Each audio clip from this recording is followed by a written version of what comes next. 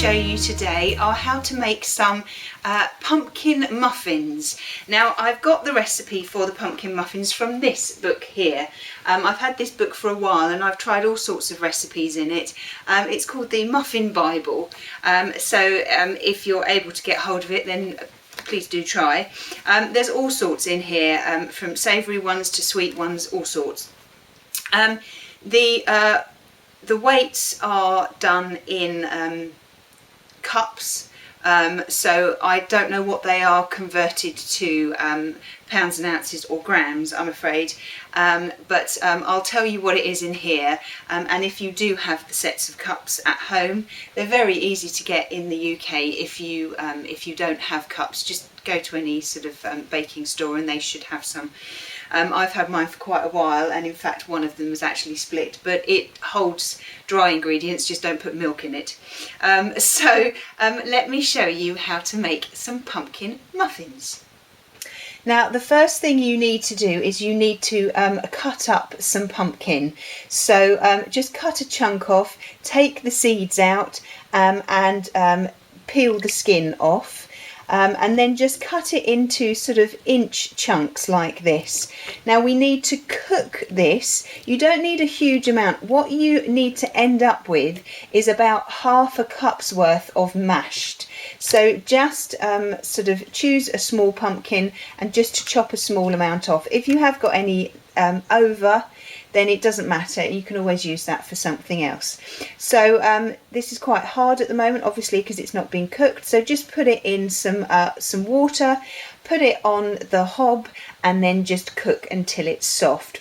Once the water comes up to a boil, then it should boil for approximately 10 minutes. Now whilst the pumpkin is cooking, what I've got in my bowl here is half a cup of granulated sugar and then 2 tablespoons of margarine. All I need to do with those is to whip them up, to beat them up until they're all combined, and then I'll add the egg. So start the mixer off slow, and then as it gets combined, then just whip it on sort of halfway up. Now the mixture will start to come together. It won't come together completely because there's more sugar there than there is margarine, but when it starts to sort of come together, then you just need to add the egg. So I'll just pop that in. It's just 1 egg, yolk and white as well. So have the mixer on low, add the egg, wait for it to combine a bit, and then whip it up high. Now when the mixture has all come together, just take it off and just mix it round. Obviously if you don't have a beater like I've got and you're doing it in a bowl, that's absolutely fine. But if you are doing it in a beater, just make sure that you run the spatula around just to make sure that there are no bits caught up in it. Now we've got quite a lot of air in there, which is what we need. That's what the beating does. So what we need to do now is we need to add some of the dry ingredients. Now in this bowl here, I've got 3/4 of a cup of plain flour. I've got 1 teaspoon of baking powder and 1 teaspoon of bicarbonate of soda. I've got half a teaspoon of ground cinnamon and 1/4 teaspoon of ground nutmeg. So what I'm going to do is I'm going to combine this all together just a little bit like this, and then I'm going to very slowly add it to the sugar, egg and butter mixture. So with the mixer on low speed, I'm just going to slowly add this first lot of dry ingredients. Just push it in with the back of your hand, a little bit at a time. Wait for what you've pushed in to get incorporated, and then add a little bit more. And then in this bowl, I've got a few more things to add. I've got 3/4 of a cup of wholemeal flour, which is self-raising, and 1/4 cup of sultanas. So just give those a little combine together. and then we'll add those to the mixture as I did the previous lot of flour.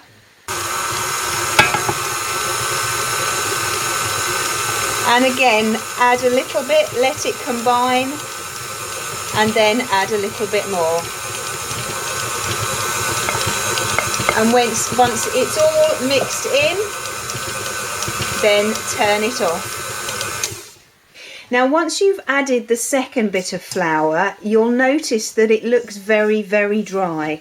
Don't worry about that. We've still got to add the mashed pumpkin and also some milk as well. So don't worry at this point if it looks very, very dry. Get the spatula in there and just make sure that you've got all the bits from the bottom.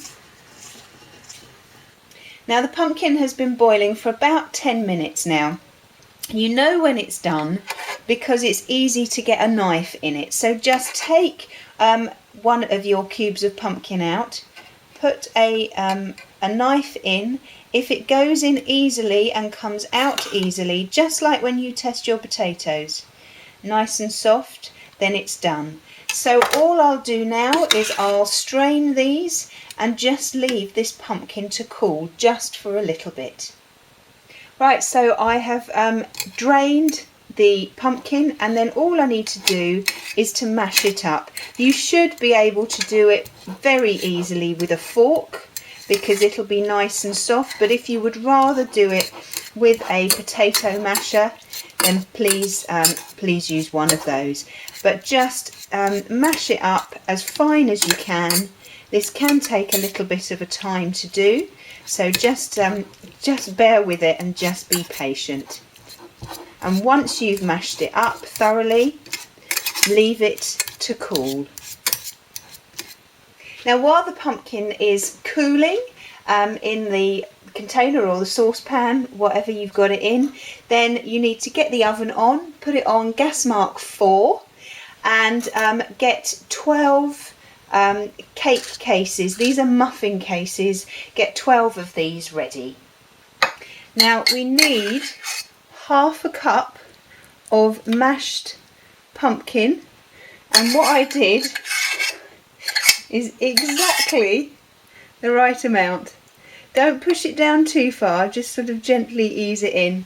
Now when you've got your half cup of mashed pumpkin, you need to put it in with the rest of the mixture and then just give it a quick mix round.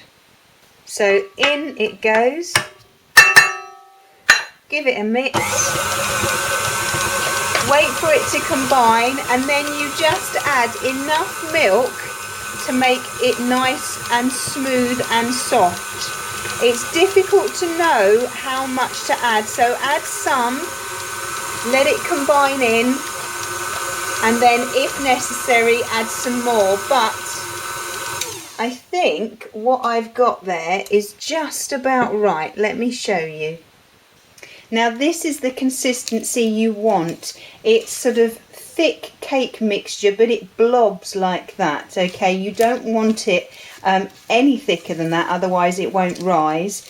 And if it's too runny, then it will affect it as well. So it just depends on your flour. So I would say add a little bit, let it combine, and then add a little bit more. Make sure that you also get right down to the bottom of the bowl and you get any loose bit, any bits that are sort of stuck. So once you've put the milk in and you've given it a nice mix round, then it's time to put it in the cake cases. So you want to approximately half fill these cake cases with mixture. If you have got a little bit left, then add a little bit more, but don't fill them more than about half. It should make about 12. It may make a little bit more, but I'll just go along and just put 1 spoon, which is about enough for about half of the cake case, and then I'll see how much I've got left. If you want to be really, really accurate and make sure that they're all exactly the same, then you can use an ice cream scoop. because then that will make sure that you've got everyone exactly the same. So it's entirely up to you. And there they are, all ready for the oven, 12 of them. So they need to go in an oven, gas mark 4, for approximately 15 to 20 minutes.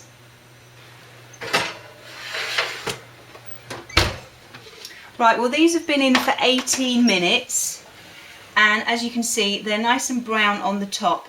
If you just push your finger down, they should come up, they should spring back. Otherwise you can get a skewer and just push down, and if it comes out nice and clean, then they're done. So I'll just leave these to cool. If you're going to put some, say, cream cheese frosting on top, which is cream cheese and icing sugar mixed together with a little bit of butter, then you need to wait for these to go completely cold before you add that. Otherwise it'll just melt and run straight off. But otherwise you can just eat them as they are, like that.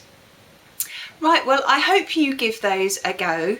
They are really, really nice, lovely. The nutmeg actually sets off butternut squash and pumpkins really, really well. They're a very good combination, and with the sultanas in those muffins as well, makes them extra special as well. So please do give those a go and let me know how you get on.